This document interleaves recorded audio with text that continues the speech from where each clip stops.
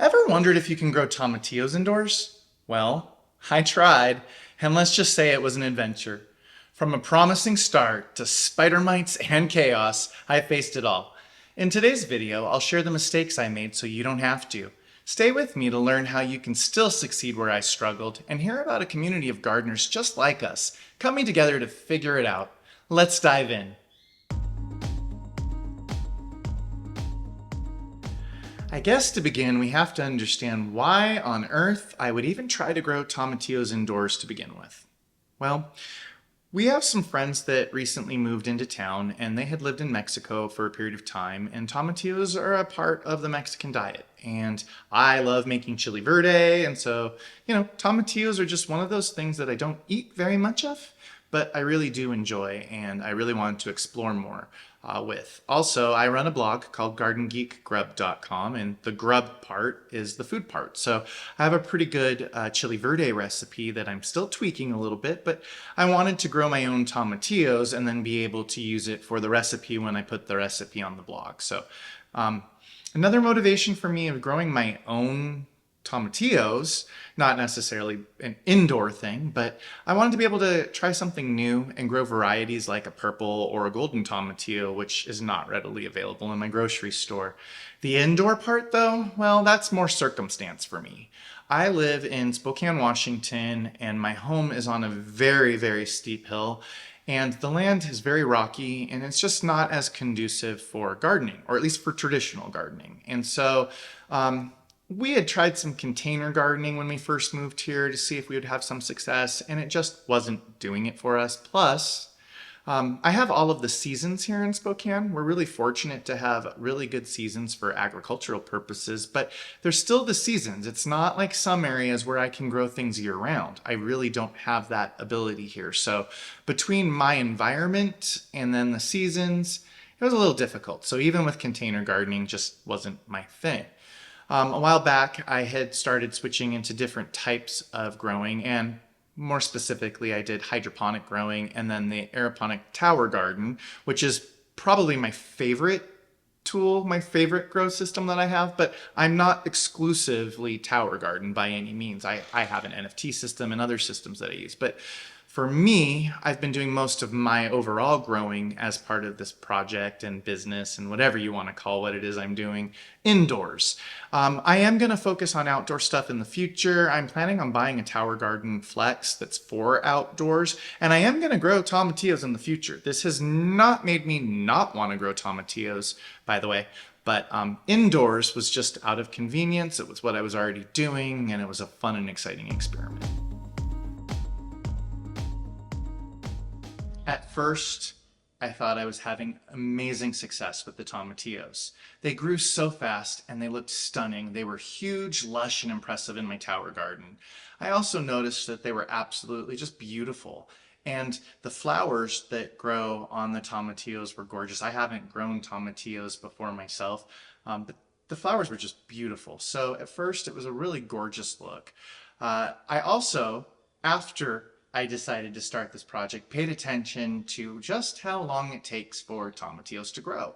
So one of the things that I was aware of pretty early on, but not at first, was that in growing these tomatillo plants, it was going to take up some space on my tower garden, and those plants would be in there for a while. And I also learned that it would take some time before I would actually have a harvest. So that was one consideration that I didn't know right up front, but I learned pretty early on. And I figured, well, I'm just going to see this through. We're just going to take it to the end, and we're going to see how this works with my indoor grow. Obviously, I'm admitting defeat today, but that was the original intent. As the plant started to grow more, I also noticed that it seemed really healthy. Just at first, it was super healthy. It seemed to just thrive in that hydroponic experience. I've seen tomatillo plants that are grown out in traditional garden. I have friends that were growing them in their garden, and my plants just seem to be hardier. They seem to grow faster, all of the parts thicker. And so at first, that was a really beautiful sign. It was something that I was really looking forward to.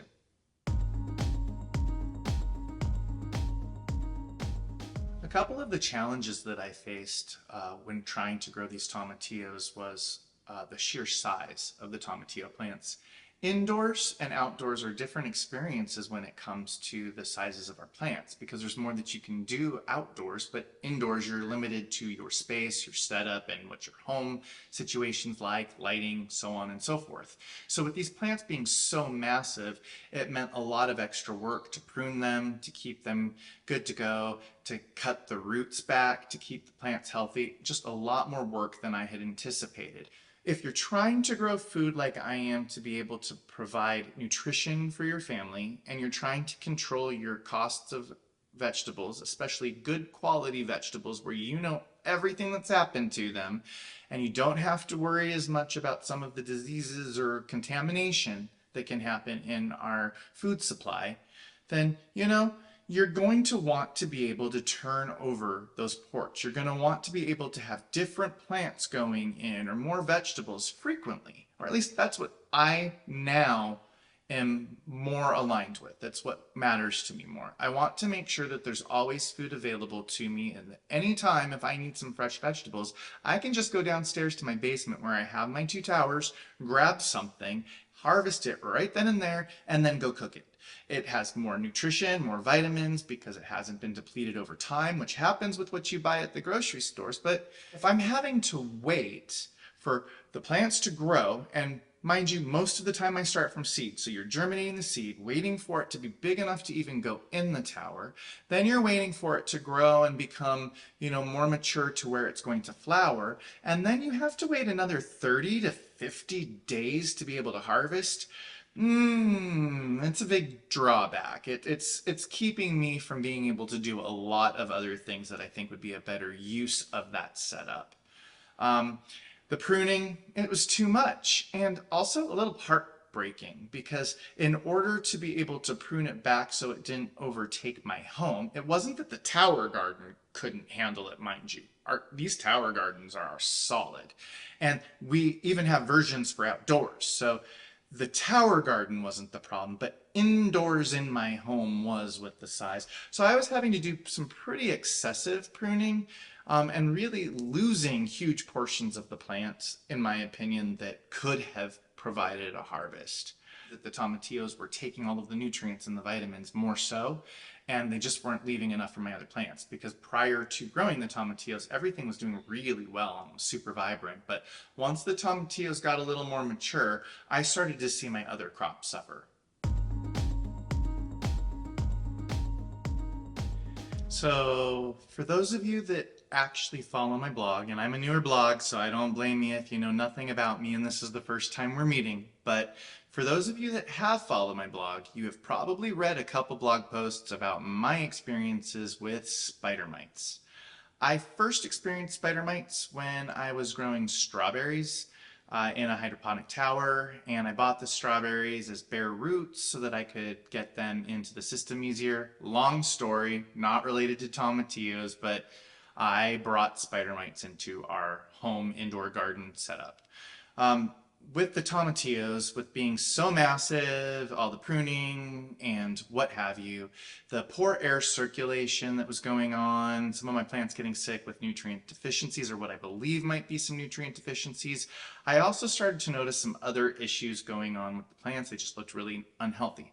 So while at first they were absolutely lush and gorgeous, I started to see that over time my garden was just not working like I had experienced before or I intended, and it was really starting to cause problems for me. As I was going through my normal maintenance, and I do a weekly pruning, and I go through my towers and clean up the mess, refill my nutrient solutions, and I harvest my crops that need to be harvested if I haven't. Like, I pick stuff off of it when I want it, but I also make a point of when I'm doing that pruning to harvest whatever needs to be harvested. Well, I found spider mites, and the infestation was not good. There was already quite a bit of webbing, so I had a lot of problems. I previously blogged about a do-it-yourself solution that you can make that helps the situation and helps get the spider mites under control. Unfortunately, any of those types of products that you make, whether you buy something at the store or you make your own, there's pros and cons. And spider mites are kind of a pest that's really hard to control because they can hibernate. They have different seasons, so you might think you're good, and then after a period of time, all of a sudden they're back. And because of the way that they lay their eggs and what have you, it takes a while to eradicate them as well. You can't just treat things and expect that they're gone just because you stop seeing signs of them, because in just a matter of time, days even, you might have another batch. So you kind of have to keep up on the process in order to take care of it. When I had that infestation with the strawberries, I took a more aggressive approach at that time because I just was done. So I was trying to work through the spider mites. We did get it largely contained, but then we had some other issues and I just decided to be done with it, and I got rid of those strawberry plants and I was growing more anyway.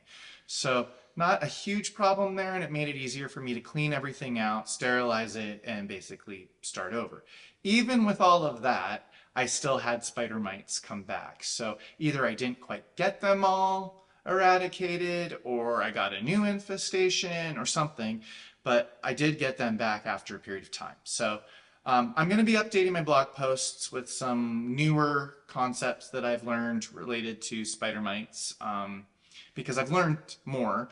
I still stand behind the do-it-yourself stuff that I've done before, and I had gotten information from another YouTuber that I've shared previously, and I agree with her assessments on how you can handle it. So it's not that I'm saying we can't work it, but I've learned stuff. So I'm going to update those if you're interested. But now back to the tomatillos.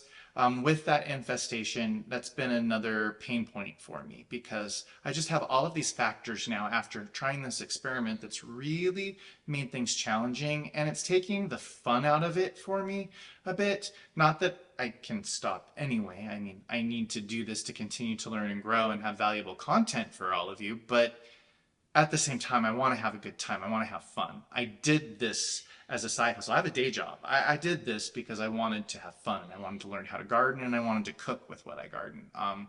So I feel that sometimes you have to take drastic actions, and between overcrowding, constant pruning, spider mites, possible nutrient deficiencies, which might be other reasons too, but I really think the tomatillos are linked to it. I think that something has to be done to bring this experience back to a more meaningful experience for me. So with that, I've decided to make some drastic changes. So now I'm going to admit defeat. I've ultimately decided that the tomatillos, at least indoors for me, are not worth it. And you're going to be seeing me take care of the mess that I wish I had done a while ago. I'm going to be removing the tomatillo plants, harvesting from my tower garden what needs to be harvested now, cleaning my towers up just a little bit, filling nutrient solutions. I've let it get a little bit low, and then I'm going to get everything reset and try to get back on track to growing the food that I actually want to grow, that's going to grow quickly and provide food for my family. I didn't really think that I've lost anything from this experience other than a little bit of time, because it has taken quite a bit of time to get my plants where they are now, and I am sad that I'm not going to see them actually come to harvest. I'm probably about 30 days out from that experience, but to me, I'd rather use those 30 days and get some more food on the table. It's going to be a little sad though, and they are beautiful plants that are not going to be with me anymore, and I sometimes get a little more attached to plants than I probably should. So this will be a good learning opportunity for me, and I am going to go ahead and just do a do-over. With that said, I do not think that this will be the last time that I grow tomatillos. I am planning on growing them outdoors next season in an outdoor tower garden flex unit, which I will probably need to purchase, but that's a future thing. So anyway, I have made the decision that the tomatillos have got to go. But I do think that there are people that might benefit from being able to grow the tomatillos indoors. Just make sure you're prepared for it. Even though I'm abandoning my tomatillos, I've still had some lessons learned that I'd like to share with everyone from my own experiences. So growing tomatillos indoors was not something that worked out for me, because of the excessive size, the pruning, the overall mess that it made in my living space, because in my situation, my tower gardens are inside my home in my downstairs family room basement. It's a partially finished basement. It's actually on carpet. I have some rubber mats and things to try to protect from any water spills or whatnot, but it's just not, that type of mess was not for me. The other things that I learned about tomatillos specifically are if you're going to grow tomatillos, no matter what method you grow, you're going to need to have at least two of the plants in order to have a successful harvest, because they do require another plant to be able to pollinate. You cannot use one plant and pollinate itself, or a cloned plant of the original plant, to my understanding. I've not tried it, but I've heard that it doesn't work very well. You do need to have two plants. So for someone growing indoors with like a tower garden or some other sort of hydroponic or indoor gardening setup, you're going to have to make sure that you are aware of the space, that you have at least two of the plants, and you have to make sure that you aren't growing a whole bunch of other stuff near them. Because for me, I would have had to have removed a bunch of plants from my tower to allow enough space to not have the overcrowding issues, and to have given me a better chance at not having some of the diseases that I encountered. So you really will have to make sure that you don't grow a lot of other things in that vicinity. If you want to have tomatillos all year round indoors, just be prepared for that work. It is going to be some work. I also have found that they drink quite a bit of the nutrients as the plants have matured. They're heavy drinkers. And so once the tomatillos became more mature as far as the plant size, I was having to fill the reservoir more often than normal, even from my experiences of other crops that I've grown in it. This seemed to go through the nutrient solution a little bit faster. So that was definitely an issue for me as well. I still stand behind that you can grow them indoors if you want, but I believe for the majority of people out there, it's just probably not worth it. It's not worth the hassle. Not indoors. I think this is one that I think would be better outdoors. Now, if my living situation was different and my tower gardens were in like just garages or something, and I had different trellising and stuff, and that was totally my purpose, was to grow tomatillos, I can make it work. I'm certain I could make it work, and I believe all of you can too.